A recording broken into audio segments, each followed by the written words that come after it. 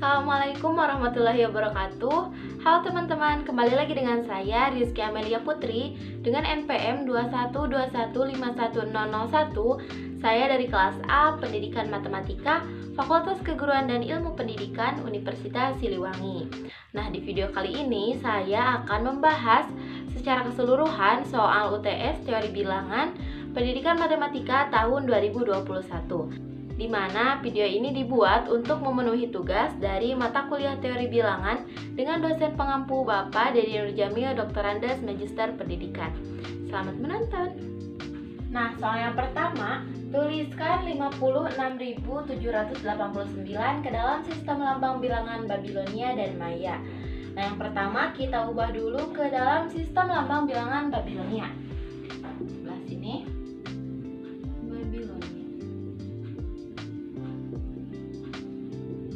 Nah, pada sistem bilangan Babilonia ini, kita lakukan pendekatan kepada angka 60 pangkat 2, 60 pangkat 3, atau 60 pangkat 1, dan lain sebagainya.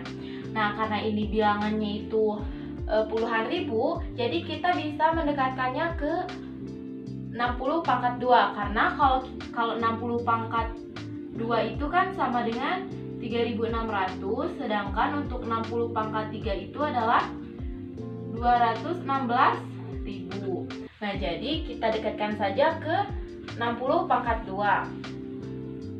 Didapat hasilnya yaitu 15 dikali 60 pangkat 2. Nah, mengapa pakai angka 15?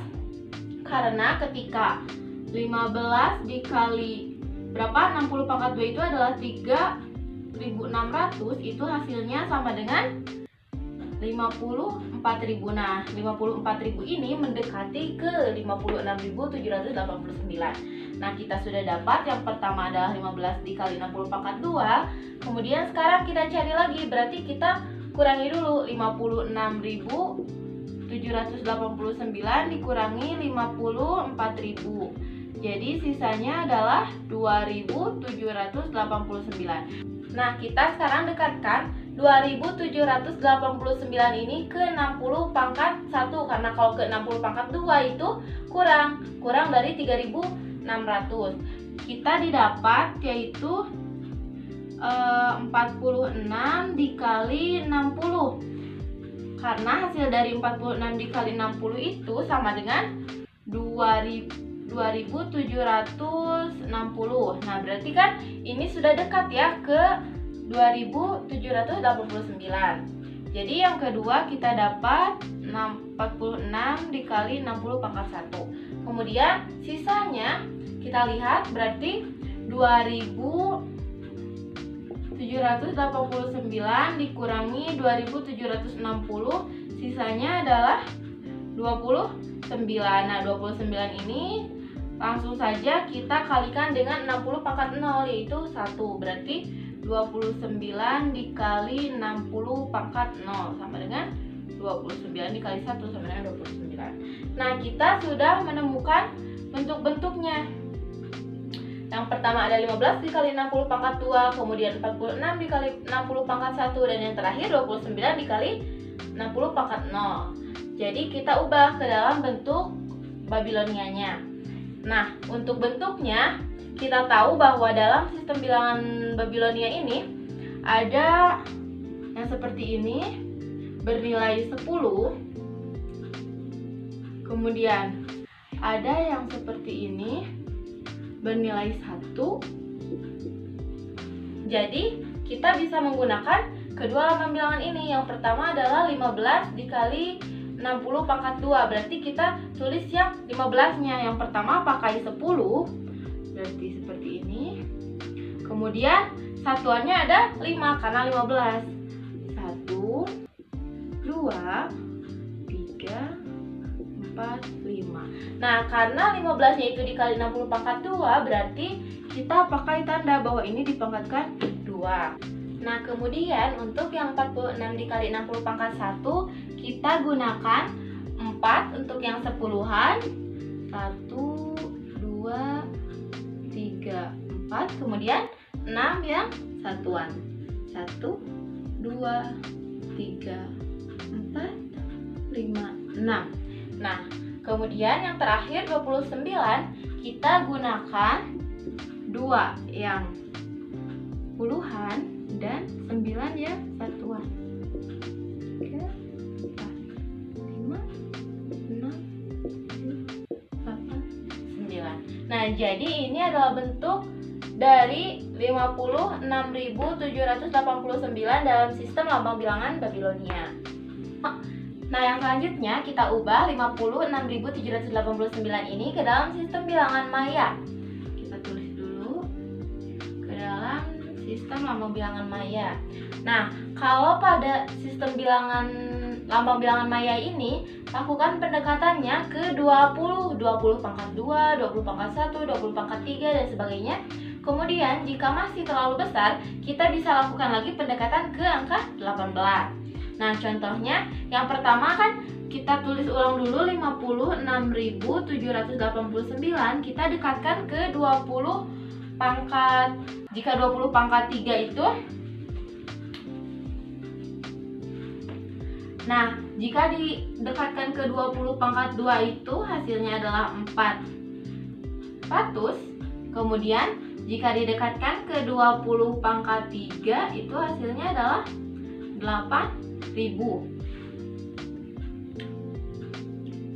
Nah, karena lambang bilangan Maya ini bisa kita dekatkan juga ke 18, jadi kita bisa gunakan 7 dikali 18 dikali 20 pangkat 2, kemudian 17 dikali 18 dikali 20 pangkat 1, kemudian 13 dikali 20 pangkat 1 juga, kemudian 9 dikali 20 pangkat 0.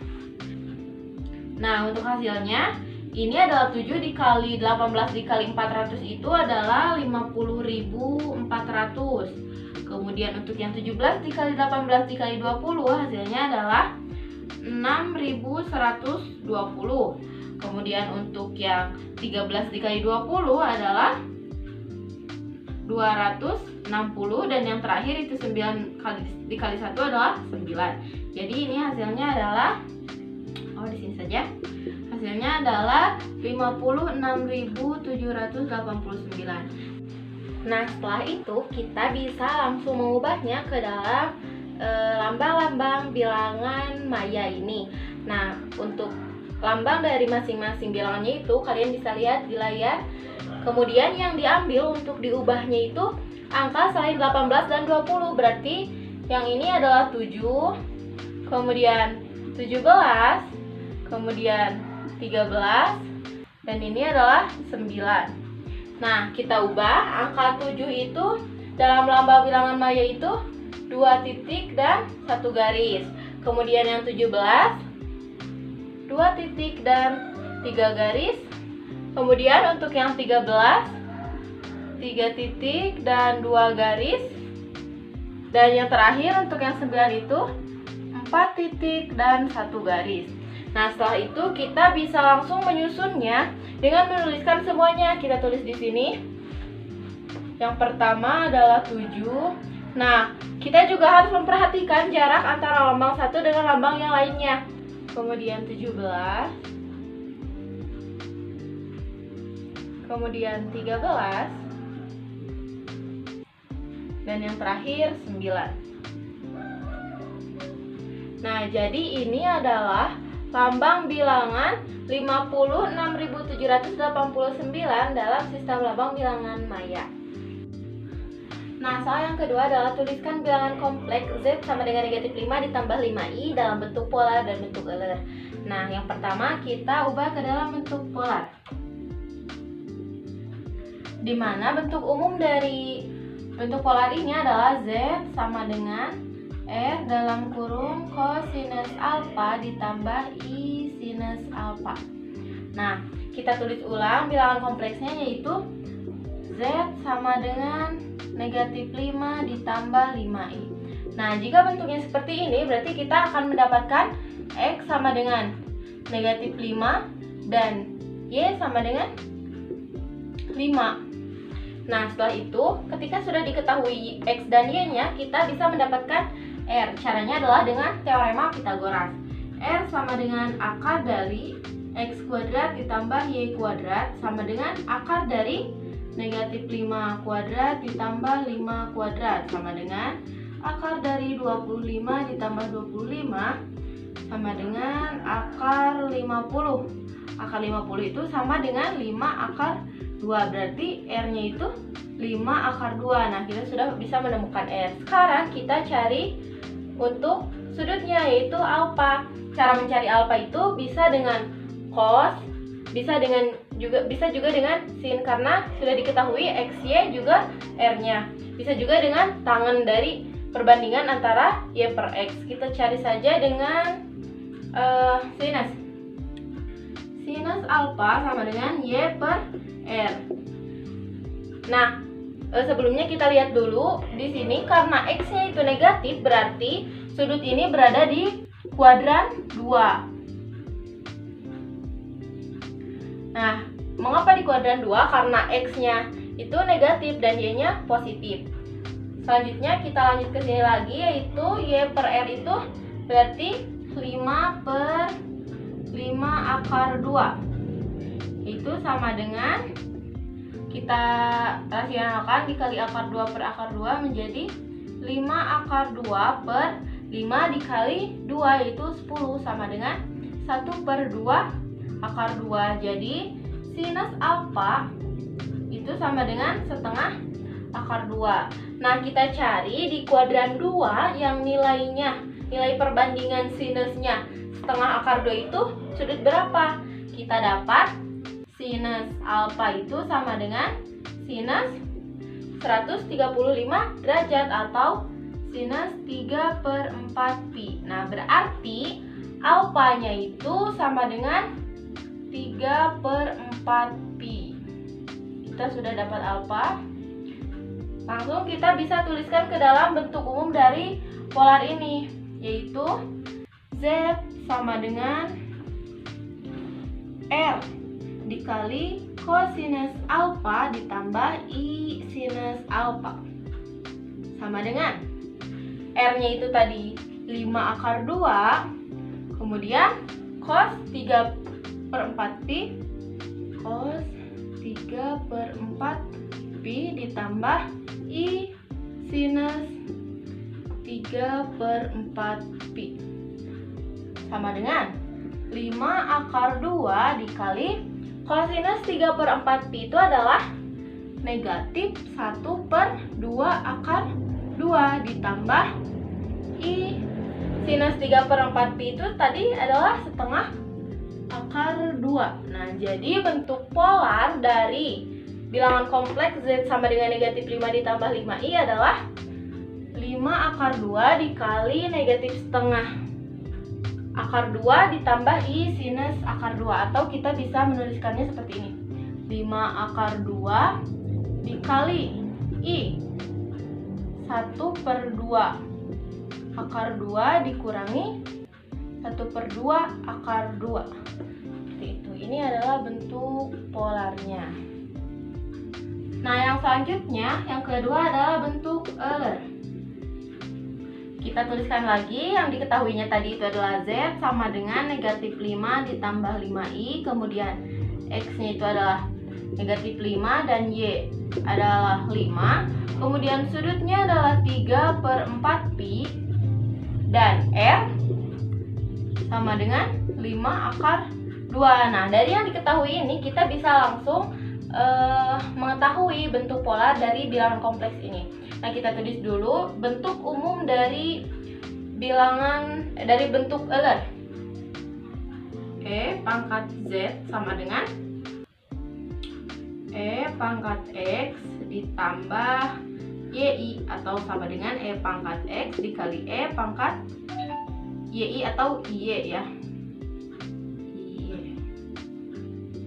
Nah, setelah ini kita bisa juga mengubah bentuk ini menjadi sama dengan E pangkat X cosinus alfa ditambah I sinus alfa sama dengan pangkat X itu sama dengan R dikali kosinus alfa ditambah I sinus alfa sama dengan 5 akar 2 dikali kosinus alfa itu kosinus 3/4 pi ditambah I sinus 3/4 pi sama dengan 5 akar 2 dikali negatif setengah akar 2 ditambah I sinus I setengah akar 2. Nah, seperti itu. Nah, selanjutnya soal yang ketiga. Misalkan operasi tambah dengan bulatan dan kali dengan bulatan juga didefinisikan sebagai berikut. A tambah B sama dengan 2A dikurangi B ditambah 5, kemudian A dikali B sama dengan A dikurangi 2B ditambah AB. Tentukan unsur invers operasi tambah dan kali. Apakah setiap unsur mempunyai invers? Mari kita bahas. Yang pertama, kita pisahkan terlebih dahulu. Ini operasi yang pertama, kemudian ini adalah operasi yang kedua. Kita kerjakan dulu operasi yang pertama. Operasi yang pertama, kita jawab A ditambah B, tambahnya dengan bulatan, sama dengan 2A dikurangi B ditambah 5. Langkah pertama yang bisa kita lakukan adalah kita pisahkan dulu identitas dengan huruf P. Jadi ketika kita akan mencari invers, kita harus terlebih dahulu mengetahui identitas dari operasi tersebut. Nah, ketika kita sudah memisahkan identitas dengan P, kita bisa menulisnya ulang. Jadi A ditambah P sama dengan A. Kita tulis 2A dikurangi, karena sudah diganti dengan P, jadi dikurangi P ditambah 5 sama dengan A. Kemudian kita operasikan negatif P ditambah 5 sama dengan A dikurangi 2A adalah negatif A. Setelah itu negatif P sama dengan negatif A dikurangi 5, maka P sama dengan A ditambah 5. Jadi ini adalah identitas untuk operasi yang pertama. Nah, setelah kita mengetahui identitasnya, kita bisa menentukan invers. Langkah pertama sama seperti tadi, kita misalkan inversnya itu dengan huruf I. Nah, invers sama dengan I. Kemudian kita tulis ulang persamaannya. Jadi 2A dikurangi I ditambah 5 sama dengan identitas. Identitasnya itu A ditambah 5. Nah, setelah itu kita operasikan. Jadi negatif I ditambah 5 sama dengan A ditambah 5 dikurangi 2I. Jadi negatif A ditambah 5. Setelah itu negatif I sama dengan negatif A, maka I sama dengan A. Jadi invers dari operasi A tambah B sama dengan 2A dikurangi B ditambah 5 adalah A. Kemudian selanjutnya untuk operasi yang kedua, A dikali B sama dengan A dikurangi 2B ditambah AB. Langkah pertamanya sama, kita misalkan dulu identitasnya dengan huruf Q misalkan ya. Kita misalkan identitas dengan huruf Q. Setelah itu kita tulis ulang. Jadi A dikali Q sama dengan A. Kita tulis lagi, jadi A dikurangi 2Q ditambah A Q sama dengan A. Setelah itu negatif 2Q ditambah A Q sama dengan 0. Jadi Q kita kelompokkan, negatif 2 ditambah A sama dengan 0, maka Q sama dengan 0 per negatif 2 ditambah A, maka Q sama dengan 0. Jadi identitas untuk operasi yang kedua adalah 0. Setelah itu kita bisa menentukan inversnya. Caranya sama, kita misalkan terlebih dahulu invers sama dengan I. Nah, setelah itu kita tulis ulang ketentuan dari operasinya, definisi dari operasinya. Jadi A dikurangi 2I ditambah AI sama dengan identitas. Identitasnya itu Q. Ini A ya, ini Q. Nah, kita tulis ulang 0. Jadi negatif 2i ditambah ai sama dengan negatif a. Kemudian yang ini kita kelompokkan jadi i dikali negatif 2 ditambah a sama dengan negatif a. Jadi i sama dengan negatif a per negatif 2 ditambah a. Nah, ini adalah inverse dari operasi yang kedua. Atau kita bisa juga menuliskannya i sama dengan negatif a per a dikurangi 2. Ini juga sama. Ini adalah inverse dari operasi yang kedua. Jadi, setiap unsur mempunyai inverse. Nah, teman-teman, mungkin cukup sekian pembahasan soal UTS dari bilangan part 1.